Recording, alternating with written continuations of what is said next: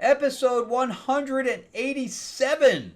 Are these comics going to make good film and television shows? We have G.I. Joe #2 by Joshua Williamson, and we have Silent Night with Batman and Superman and the Santa Claus. Let's talk about them right now.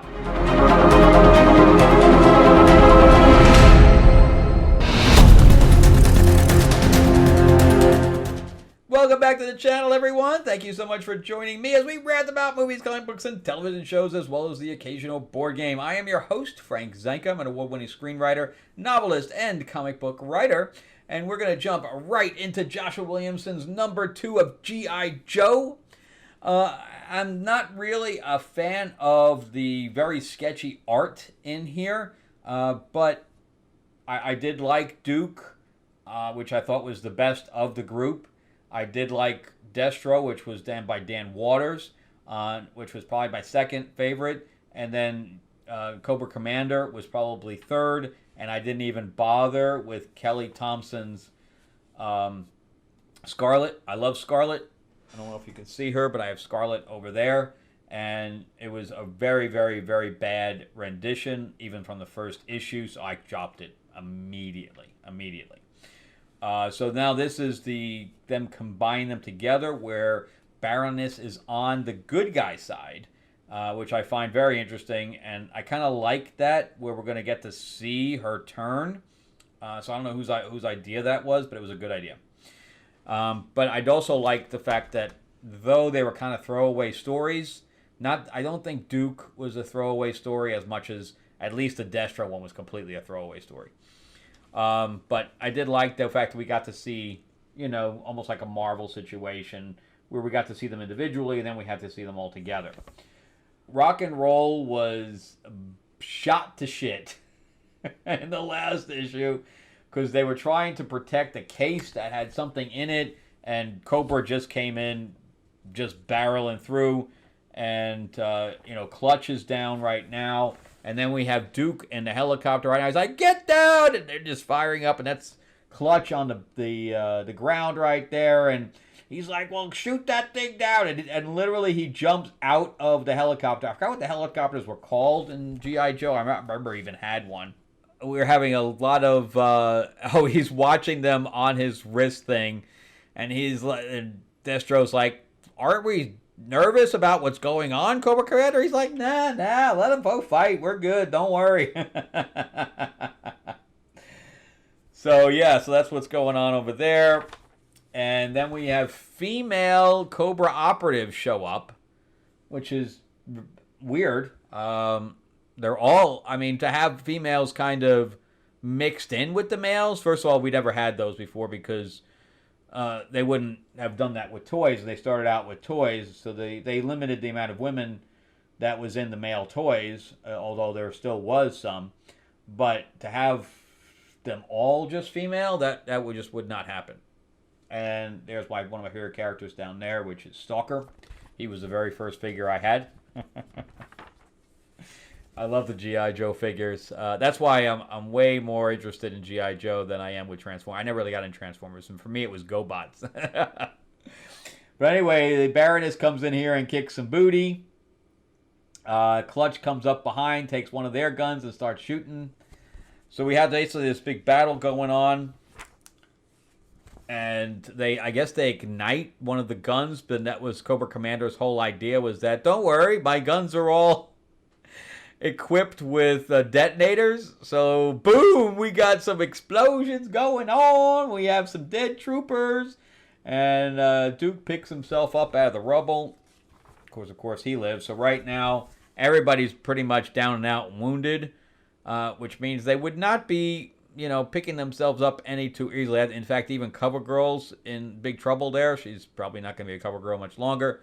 And let's see if Rock and Roll stays dead, because they killed him off in issue 1. We're starting to kill off people already.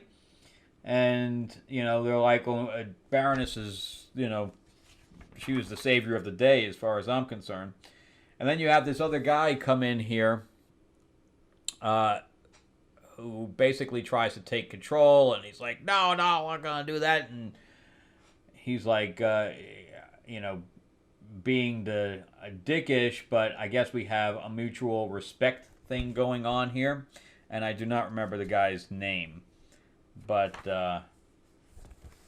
Duke goes off and smacks him, and they get into a fight and have to be pulled apart.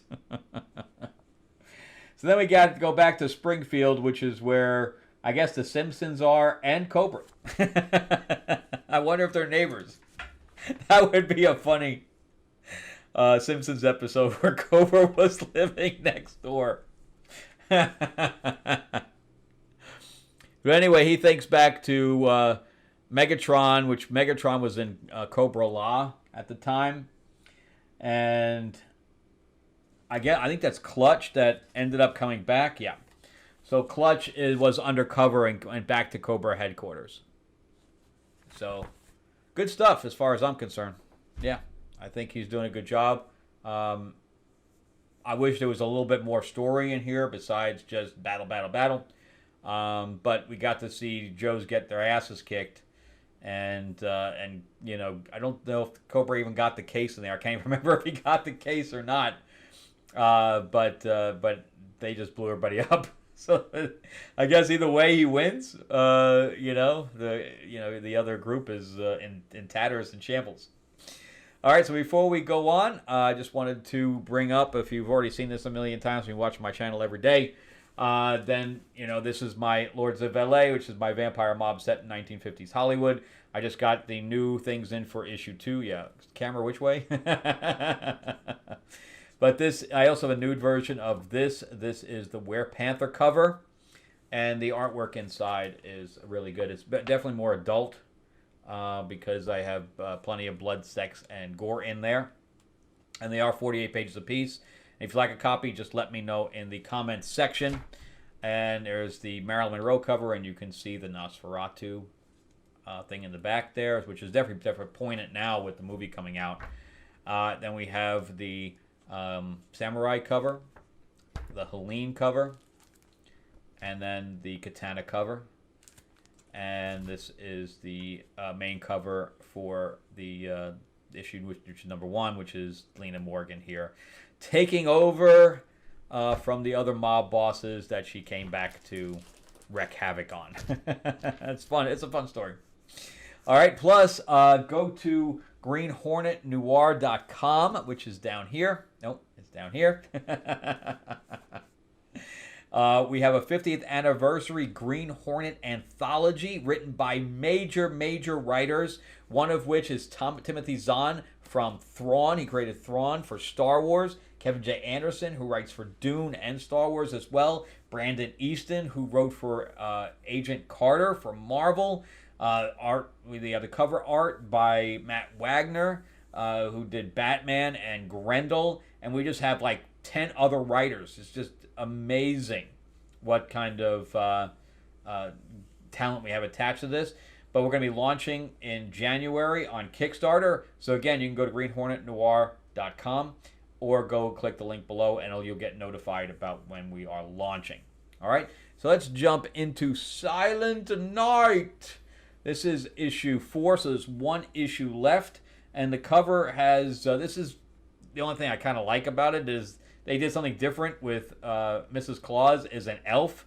I wonder how many of these elves he's taken as his wife. So there might be like 5 different elf wives that Santa has in the North Pole. Yes, for all you know, he's a Mormon. But anyway, like the first series back last year, they had, you know, Krampus, so at least it had a thing that was Christmas-based. Here, the villain is not Christmas-based at all. It's some kind of a knight from Arthurian times. And I guess that Jason Blood was an Arthurian knight back in the day as well. That makes no sense to me. But anyway, the Zatanna is now connected with Damien because they're trying to find anybody who hasn't had a sigil put on them, who was sent to another dimension. We thought it was another dimension, but it may just be across the planet. I don't know. But he's taking energy from these people every time they use their powers, but then they let certain other people use their powers. It's very inconsistent, and the dialogue on here is pretty bad. I gotta say, this is probably one of the worst written issues yet. Why Nubia is in here, I don't know. She is the new queen. She should be on Themyscira. She should not be. That's like, her, the Diana's mom, Hippolyta, going on missions. She didn't go on missions. She was queen. Very strange. I don't like the costumes for Jon Stewart in here, or Mara. And I love Mara. Put her back in her original green costume. It doesn't make any sense. But anyway, so Santa was on top of the thing holding him down, and the sword goes literally right through him and into Jon Stewart in the back. What does Santa do? Is he dead? Nah, not at all. He just gets back up and says, "Oh, I heal pretty quick. Don't worry about it." What? Then why do it at all, man? So we have to bring him back. So why don't we attack the castle, which will force him to come back? Meanwhile, Mrs. Claus is having a hissy fit. She's like, "Where's my husband? I'm going to kill you all." Wow, you are just crazy. And let's stay off the caffeine there, girl. And you can see Metamorpho's head and his body and his arm. She cut him to pieces. Lucky that he could put himself back together, because if not, you're in trouble. So meanwhile, Robin's like, "Oh, this is the worst rescue ever."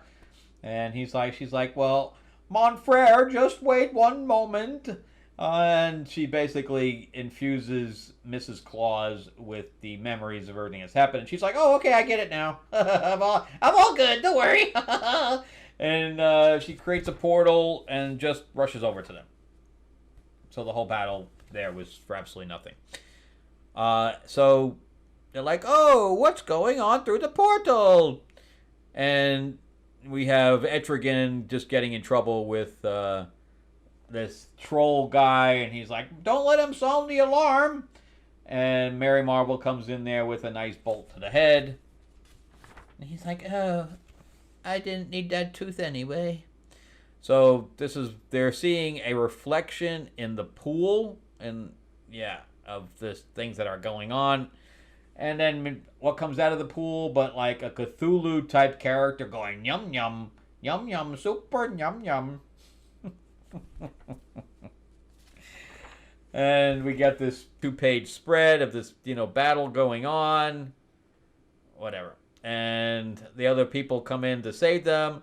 And that's Jesse Quick going, Robin was right. We came to save you." And they're like, "Yes, Robin's here. Blah, blah, blah. Yay." And they end up defeating that, but it's going to come back to life. And we have Jeremy, coming up with Aquaman. As everybody knows, Aquaman's like my favorite character. So I'm going to try to have him on a show. I need to contact him tomorrow and see if he wants to do it. And she's like, "Oh, my love, are you good?"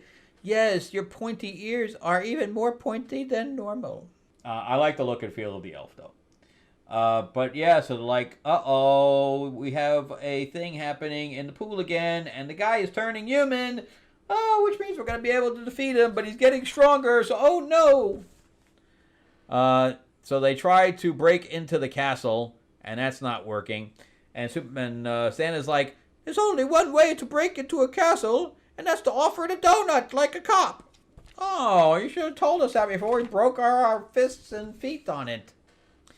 So they go inside, and of course, the knight is notified to them breaking in because he's got like a silent alarm thing going on. And they're like, "Come on, let's go to the castle. Have fun storming the castle." So she blows her horn, and he's like, "Honey, can you blow it? I mean your horn." And then we have this whole battle take place where there's only one issue left because they're just thrown into a massive battle just for the hell of it. Just comes out of nowhere. Meanwhile, Jesse Quick runs in and sees that her dad is encased in amber, which was put there for suspended animation by Satana, so he'd be okay. This has not been good. It just has not been good. It has not been as fun as the first one, that's for certain.